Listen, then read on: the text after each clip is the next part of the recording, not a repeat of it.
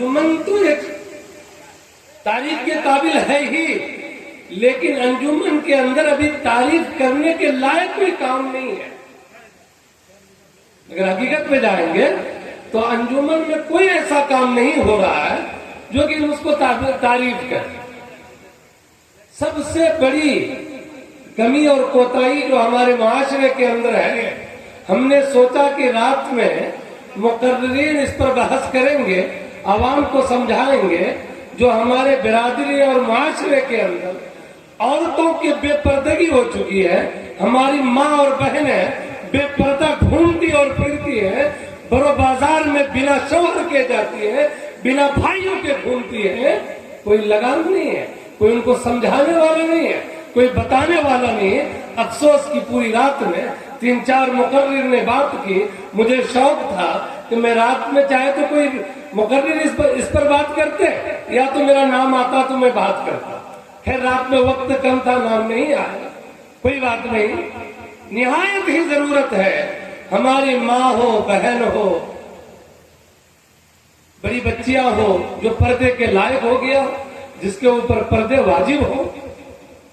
ہمارے معاشرے ہر گاؤں کے اندر، میں یہ نہیں کہہ سکتا ہوں صرف نرنبندہ کے اندر، بلکہ ہمارے برادری پورے علاقے میں، پورے ہندوستان میں کہیے، لیکن یہاں ہم برادری لیول پر جمع ہوتے ہیں تو برادری کے لوگوں سے ہم یہ درخواست کر سکتے ہیں کہ ہماری ماں اور بہنوں کو کیسے رکھنا ہے۔ یہ نہیں کہ آپ کے پاس پیسے ہو گئے، آپ مالا مال ہو گئے۔ اچھا ہم ایک غلط ہمارے اندر غلط فہمی یہ بھی ہے کہ جس کو 60-70 ہزار ملنے لگتا ہے وہ اپنے آپ کو امیر بھی سمجھتے ہیں، جبکہ 60-70 ہزار کی کوئی حیثیت نہیں ہے میرے صاحب۔ آپ اگر اچھی طریقے سے خرچ کریں اپنے بیوی بچوں پر تو آپ کے 60-70 ہزار میں سے کچھ بھی بچنے والا نہیں ہے۔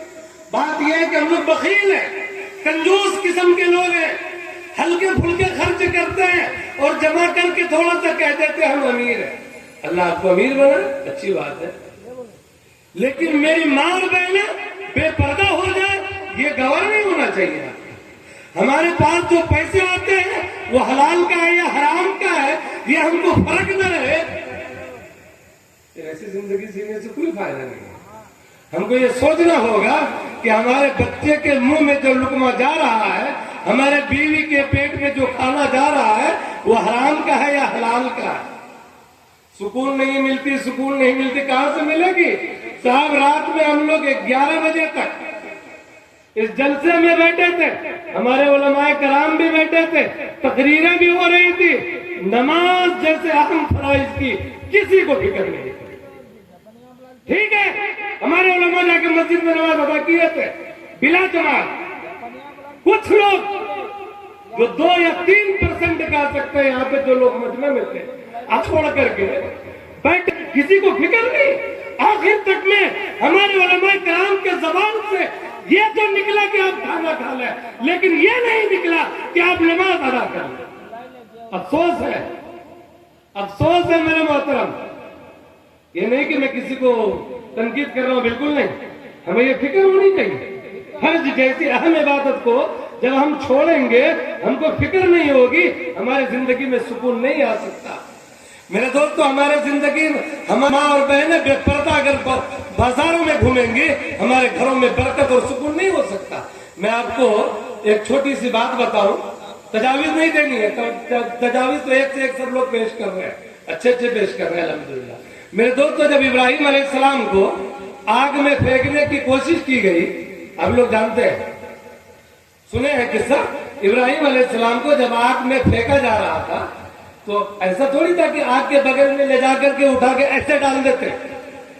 آگ کے بڑے پہاڑ بنائے گئے تھے، بہت ساری لکڑیاں تھی، دور دور تک بھی اس کے لوگ نہیں جا سکتے تھے، اتنی تیز آگ کی گرمی تھی۔ اب ان کو پھینکے گا کون؟ پھینکنا تو تھا ابراہیم علیہ السلام، پھینکے گا کون؟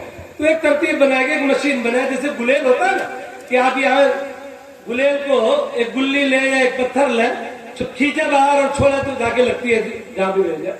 اسی طریقے سے ابراہیم علیہ السلام کو بیٹھا کر کے گلیل کی شکل والا پھینکنے کی کوشش کی گئی، تو ان کو کھینچنے کے لیے رسی چاہیے تھا نا، بڑا آدمی پھینکے گا، بڑا مشین ہے، آدمی پھینک رہا ہے، گلی تو نہیں ہے، تو بہت سارے لوگ اس رسی کو پکڑ کے کھینچ رہے تھے، जिस तरह गुलेल हम खींचते हैं, तो रस्सी खींच नहीं पा रहा था। बहुत सारे लोग लगे हैं, बहुत सारे लोग लगे हैं रस्सी। भाई वो अल्लाह के नबी बैठे हुए उस गुलेल पे, इतनी आसानी से नहीं खींच जाएगी वो, अल्लाह की नुसरत हो रही थी, ठीक है। तो उसमें से कोई लोग 15 लोग, 20 लोग, 25 लोग, 50 लोग मिल करके भी इब्राहिम अलैहिस्सलाम को फेंकने के लिए वो रस्सी खींच नहीं पा रहे थे। तो हर दौर में, हर वक्त में बूढ़े होते हैं, बड़े अक्लमंद होते हैं, जैसे हमारे बुजुर्ग भी बड़े अक्लमंद हैं यहाँ पे।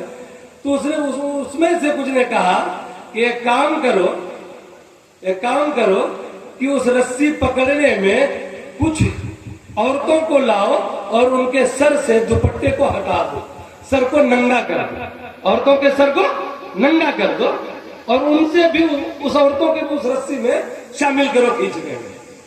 वो तजवीज पेश की गई, कुछ औरतें आई, जहाँ 50 मर्द पकड़ करके भी वो रस्सी नहीं खींच पा रहे थे इब्राहिम अलैहिस्सलाम को फेंकने के लिए, वो एक दो औरतों की हाथ लगी जिसका नंगा सर था, बेपर्दा थी वो, और आराम से वो रस्सी को खींच करके इब्राहिम अलैहिस्सलाम को आग के अंदर फेंक दिया गया। पूछी गई वो बूढ़े बुजुर्ग से वजह क्या थी जो कि आपने औरतों को नंगे सर कहा कि जहां पे नंगी सर औरतें होंगी, बेपर्दा औरतें होंगी, वहां शैतान का आना आसान हो जाता है और फरिश्ते वहां आना मुश्किल हो जाता है। यानी पहले इब्राहिम अलैहिस्सलाम को जो फेंकने के लिए रस्सी खींचा जा रहा था, वो फरिश्ते शामिल थे उसमें उनकी मदद के लिए। बेपर्दा औरत जैसे ही उसके अंदर हाथ लगाई, फरिश्ते वहां से हट गए और आराम से वो रस्सी को खींच कर इब्राहिम अलैहिस्सलाम को आग में फेंक दिया। मेरे दोस्तों, मेरी माँ और बहनों, अगर बेपर्दा बाजारें घूमती रहेंगी, बिना शौहर और बिना भाई और बिना बाप के इधर से उधर जाती रहेंगी और पर्दे के ख्याल नहीं करेंगे, हम नहीं कराएंगे या वो नहीं करेंगी, याद रखिए कि आप भी सुकून से नहीं जी सकते, ठीक है। इसलिए हमें चाहिए कि इस पे जो भी जिस तरह से भी हो, इस पे हर गार्जियन को भी चाहिए, हर गांव के लोगों को, हर गांव के लोग यहाँ मौजूद होंगे, हर हाल में अपनी माँ और बहनों को पर्दा नशीन करना है।